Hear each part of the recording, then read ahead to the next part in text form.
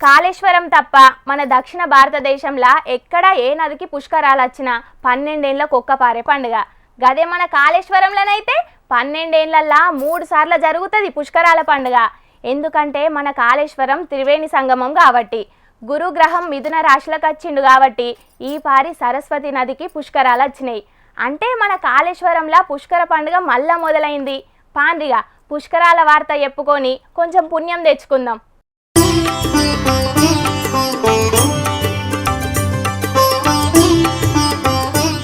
ఇక మాపటాల టైంలో CM Revanth sir కూడా కాళేశ్వరంలో అడుగు పెట్టిండు. సారు జంటగా వత్తడనుకుంటే ఒంటిగానే వచ్చిండు. తొలుత పుష్కర తానం చేసి అటెన్కాల శివయ్య దర్శనం చేసుకున్నాడు. పుష్కరాల కోసం ఏర్పాటు చేసిన ఘాటుకు అట్లనే పుష్కరాలకు వచ్చేటి భక్తుల కోసం కట్టిన వసతి గదులకు సారే పరదగుంజిండు. ఇక చీకటైనాక సరస్వతి నదికి హారతి పట్టే కార్యం మహా గొప్పగా నడిచిందనుకో రాదుండ్రి. ఈ కార్యంలా సీఎం రేవంత్ సారు కూడా పాలు పంచుకున్నాడు.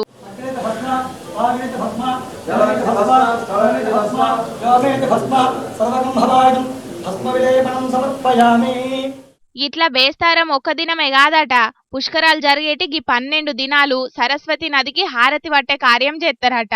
ఇప్పుడు వచ్చినాయి సరస్వతి నది పుష్కరాలు కాబట్టి 10 అడుగుల ఎత్తున్న చదువుల తల్లి సరస్వతమ్మ విగ్రహం కూడా ఏర్పాటు చేసిండ్రు. విగ్రహానికి స్వయంగా సీఎం రేవంత్ సారే పరదగుంజిండు. అన్నట్టు ఉమ్మడి ఆంధ్రప్రదేశ్ తెలంగాణ చరిత్రల్నే ఒక సీఎం కాళేశ్వరం పుష్కరాల కచ్చుడు గిదే తోల్తనాట.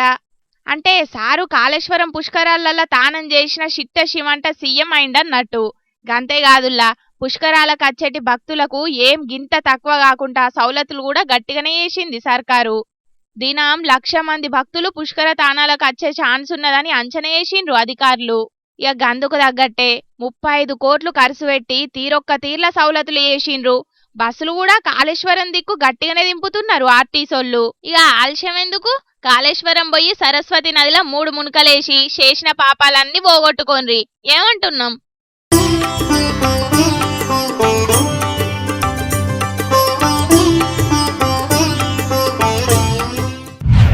మంత్రులు ఎమ్మెల్యేల సొంటి లీడర్లు ప్రతిరోజు బిజీగా ఉంటారు. దినం మీటింగులు ప్రజాసేవ కార్యక్రమాలతోని క్షణం తీరిక లేకుండానే ఉన్నట్టు అనిపిస్తుంది. అసలు వీళ్ళు ఎప్పుడు తింటారు, ఎప్పుడు నిద్రపోతారు, వాళ్ళ ఇంట్లతోని ఎప్పుడు మాట్లాడతారు అని అనిపిస్తుంటుంది కొంతమందిని చూస్తే. కానీ ఎంత బిజీగా ఉన్నా కొంతమంది మాత్రం పానాన్ని కాపాడుకునేందుకు అన్ని తీర్ల వ్యాయామాలు చేస్తారు. అట్లనే మార్నింగ్ వాకింగ్ చేయనీకి గ్రౌండ్కు పోయిన జూపల్లి సారు ఏం చేసిండో చూద్దురు పాండ్రి.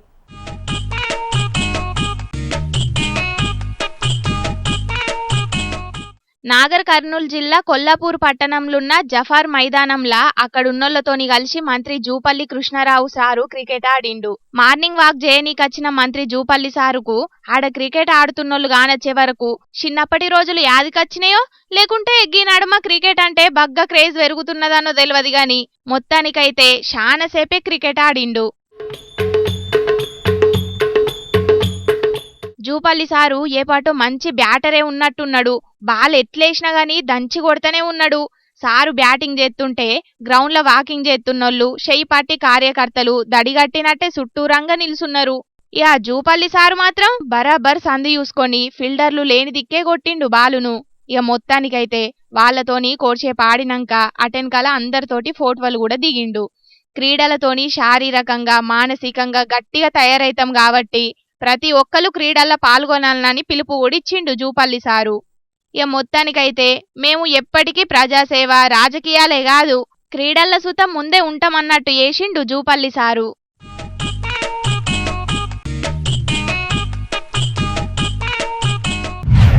ఒకప్పుడు ఏ పని చేయాలన్నా పెయ్యంచందే పని అయ్యేది కాదు. చెమట సుక్కలు రాలితే గాని పని ఓడిచేది కాదు. కానీ ఇప్పుడుగా రోజులు పోయినాయి. కొన్ని పనులు తప్ప తతిమ్మ పనులన్నీ యంత్రాలతోనే చేస్తున్నారు. ఇప్పుడిప్పుడే గస్వంటి టెక్నాలజీని ఊర్ల పొంటి కూడా వాడుతున్నారు. ఇగో గిడ చూడుండ్రి, ఒక ఎమ్మెల్యే సారు రైతుల కోసం ఎసొంటి కార్యాన్ని షురూ చేసిండో.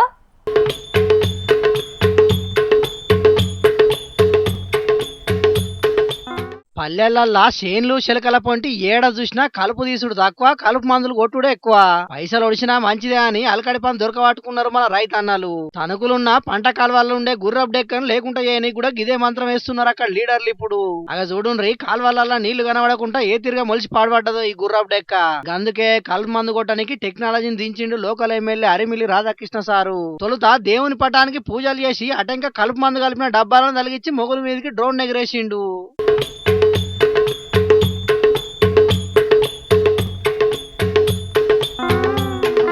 చూస్తున్నారా, ఒడిశల సుమతి అన్నట్టు నిమిషాల పని గంటలనే పచ్చడి గుర్రపు డెక్క వనమంతా పట్టణ మాడిపోయింది. తొలుత కాలువల మీద సర్వే చేసి ఈ కార్యం ముంగటేసుకున్నారట. 3 కిలోమీటర్ల కాలువకు మందు కొట్టడానికి 10 నిమిషాలే పట్టిందట. టైం తక్కువ, ఖర్చు కూడా తక్కువనే అన్నట్టు.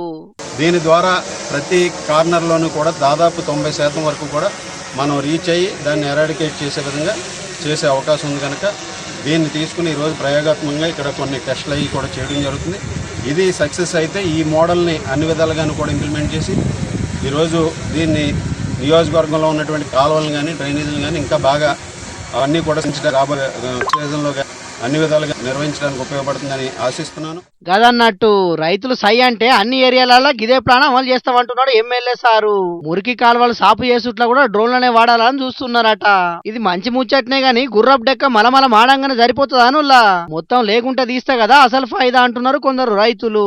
గంతేకాదు, అసలే వ్యవసాయం మొత్తం మందులమయం అయిందంటే కాలువ నీళ్ళల్లో కూడా కలుపు మందులు చల్లుడైందనే ప్రశ్న కూడా ఉడుతున్నది. ఇక ఏది ఏమైనా ఇంకేమన్నా మంచి గ్రం చేస్తే బాగుండు అంటున్నారు ఈ ముచ్చట తెలిసిన కొందరు పర్యావరణవేత్తలు.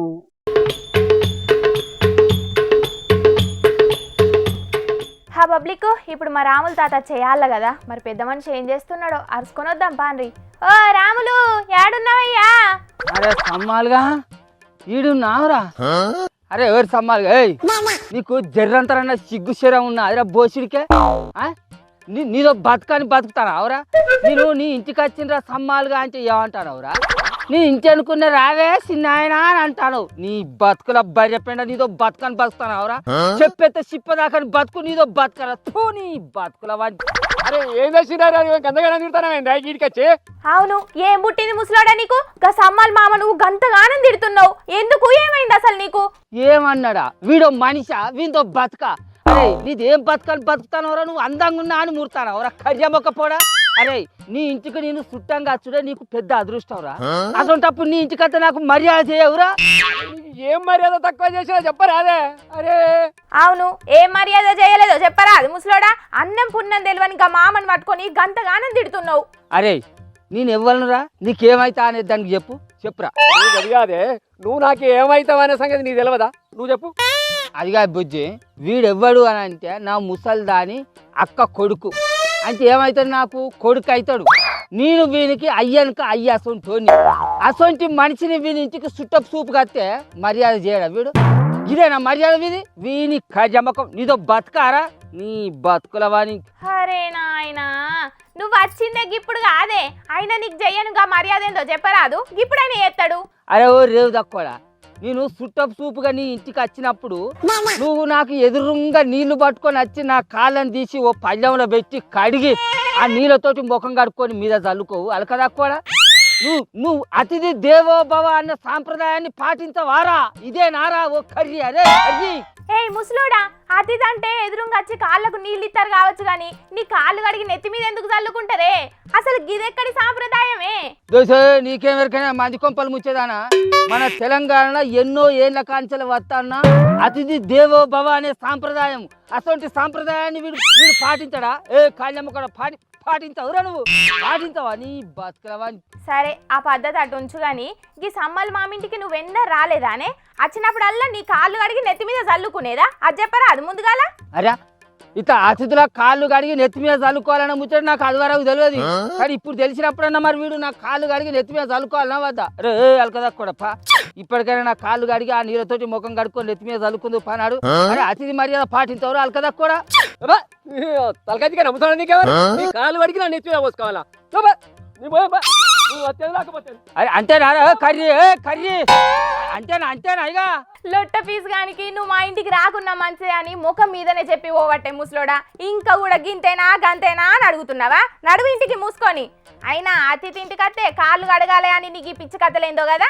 అది మన తెలంగాణ సర్కారే అతిథి దేవో భవ అనే సాంప్రదాయాన్ని పాటించినప్పుడు వీని ఇంటికి నేను అతిథిగా పోయినప్పుడు వీడు ఆ సాంప్రదాయాన్ని పాటించాడా? కర్యమొకపోడు. కాకపోతే నీకు తెలంగాణ ప్రభుత్వం పాటిస్తున్న సాంప్రదాయాన్ని చూపిస్తా, చూడు, నువ్వే చూడు.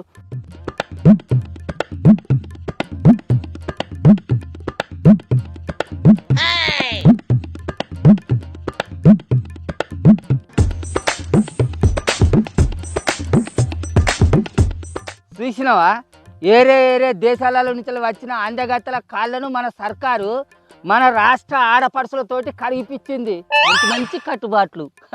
అయినా నాదొక డఫ్ట్ పిల్ల, అతిథులు అని అంటే ఈ అందగత్తెలేనా? అప్పుడప్పుడు వ్యాపార నిమిత్తం మన రాష్ట్రానికి వేరే దేశాలలో నుంచి వ్యాపారవేత్తలు కూడా వస్తా అంటారు కదా, మరి వాళ్ళ కాళ్ళు ఎందుకు కడిగిస్తలేదంటావు మన తెలంగాణ సర్కారు?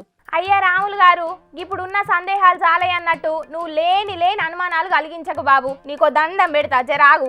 అయినా మన ముఖ్యమంత్రి సారో కడమ ఎమ్మెల్యేలో లేకుంటే మంత్రులు వీళ్ళందరూ కలిసిపోయి ఆ వచ్చిన అందగత్తల కాళ్ళను కడిగేది ఉంటే బా, అతిథుల కాళ్ళు కడిగినవని ఇంత పుణ్యవచ్చు. దేశం మొత్తం మీద అతిథుల కాళ్ళు కడిగిర్రు తెలంగాణ లీడర్లు అని మస్తు మంచిగా పేరు మారు మోగిపోవు. మరి వాళ్ళు గడగక మా పేదించి ఆడిబిడ్డల చేతులతోటి కాళ్ళు ఎందుకు గడిపియాలి చెప్పు? తెలంగాణ సర్కారు ఏం ఆలోచిస్తుందో. ఓ తాత, నువ్వు అసలుకే కోడిగుడ్డు మీద ఈకలు వీకే రకమే. నీతోని పెట్టుకుంటే నాతోని కాదు గాని ఇక పో ఇంటికి. అట్లెట్లా పోతా? అమ్మాలు గడియాలన్నా కాళ్ళు కడగాలి, ఆ నీళ్ళతోటి వాడు ముఖం కడుక్కోవాలి, తలకాయ మీద చల్లుకోవాలి. ఇచ్చి పెడతా, లేకుంటే వాడి ఇంటికి చుట్టపోనికి ఎందుకు వచ్చింది అనుకుంటాను? అరే కడియా సమ్మాలు గారు, ఏడమైనవు రే. మా ముసలోడు మా సమ్మాల మామతోని తిట్లే కాదుల్లా, 4 దెబ్బలు కూడా పడేటట్టే ఉన్నాడు పోన్రి. అల్లా ప్రపంచ సుందరి మనలు మన రామప్ప గుడిని 1000 స్తంభాల గుడిని చూడనీకత్తే కొంతమంది అందాల భామల కాళ్ళను మనోళ్ళే కడిగి తువ్వాలతో దుడిచిన ముచ్చట పట్టుకొని మా ముసలోడు గీ కథ పడుతున్నాడు. అయినా ఇంటికి ఎవరన్నా సుట్టపోళ్ళత్తే ఇంటి ముంగటున్న గోళంలకెంచి చెంబుల నీళ్లు ముంచి కడుక్కోనరని అంటాం. కాకుంటే ప్రపంచ సుందరి మనుల ముచ్చట్ల మాత్రం కొంతమంది అధికారులు అతి వేసి మన ఆత్మ గౌరవం దెబ్బతినేటట్టు వేసిందని చాలా మంది కోపానికి అత్తున్నారు. ఇంకా ఇవే ముచ్చట్లు కాదు పబ్లిక్, మీకోసం లిల్లిపుట్ వార్తలు కూడా పట్టుకొచ్చిన, ఇక అవి కూడా యూజ్ చేయండి.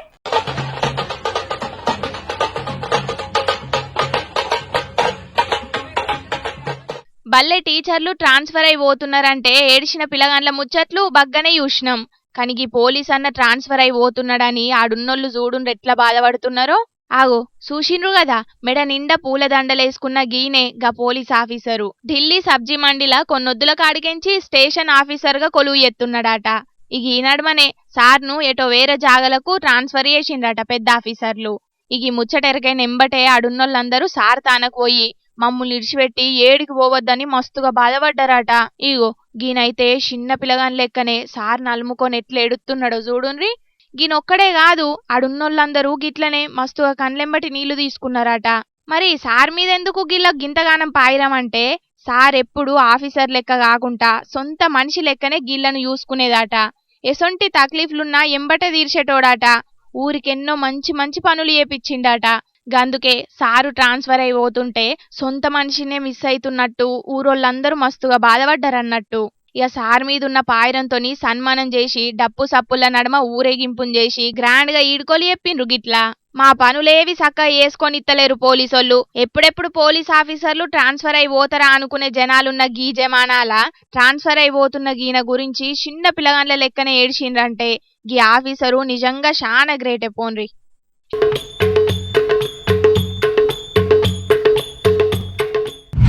అయ్యో పాపం చూసిండ్రా అనుల్లా, రైతులందరూ టమాటాలను ఎట్లా వారబోతున్నారో. 6 గాలం కట్టబడి వండించిన పంటకు రేటు లేకపోయే వరకు రోడ్డు మీదనే వారబోతున్నారు శానా జాగల్ల రైతులు. మదనపల్లి మార్కెట్ల టమాటాల రేటు తగ్గే వరకు కిలో రూపాయికే అడుగుతున్నారట. 30 కిలోల బాక్సుకు 30 రూపాయలు కూడా అత్తలేవాట. ఇక ఇట్లయితే కనీసం రవాణా ఖర్చులు కూడా రావని చెప్పి మార్కెట్కు తీసుకుపోకుండా తొవ్వల్నే వారవోసి పోతున్నారు గిట్లా కొందరు టమాటా రైతులు. కానీ అమ్మ పోతే అడవి కొనబోతే కొరువు అన్నట్టే తయారైతున్నదిలా రైతుల పరిస్థితి. పంటలు పెట్టే కాడికించి గింజలు మందులు ఎరువులకు లక్షల కమానం పెట్టుబడి ఖర్చులైతున్నాయి. కానీ అమ్ముకుందామంటే మాత్రం రేట్లు లేక ఆగమాగమైతున్నాయి రైతుల బతుకులు. ఏ సర్కార్ వచ్చినా గాని మా రైతులను మాత్రం పట్టించుకునేటోళ్ళు లేరని మస్తుగా బాధపడుతున్నారు. ఏం చేస్తాం మరి, గట్లున్నది రైతన్నల పరిస్థితి. టికెట్ రేట్లను పెంచి మెట్రో రైళ్ల పోయే ప్యాసింజర్లకు పెద్ద శాఖ ఇచ్చిర్రు ఆఫీసర్లు. ఇప్పుడున్న మినిమం ఛార్జీ 10 రూపాయలను 12 రూపాయలకు పెంచిర్రు. ఇక గరిష్ట ఛార్జీలు 60 రూపాయలకెంచి 75 రూపాయలు పెంచిర్రు.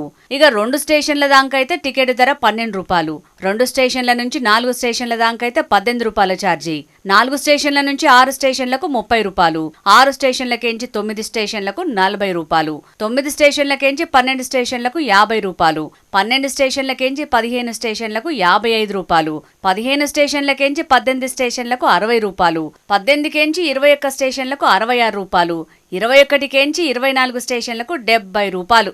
ఇట్లా 24 స్టేషన్లు దాటి ప్రయాణం చేస్తే 75 రూపాయల దాకా ఛార్జీలు వసూలు చేస్తారట.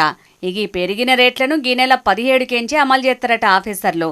సిటీలున్న మొత్తం 3 కారిడార్లు, metro red line, blue line, green లైన్లల్లో గివే ఛార్జీలు వసూలు చేస్తారట.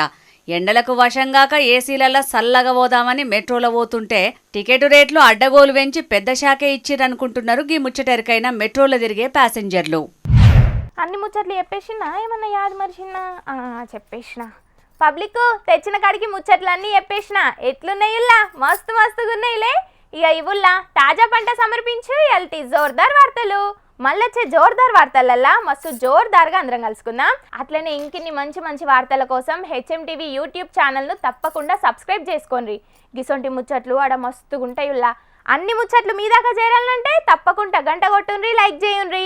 ఈ ముచ్చట్లను మీ దోస్తులందరికీ షేర్ చేయండి. ఏమంటున్నాం? సరే మరి ఉంటా. టాటా, నమస్తే.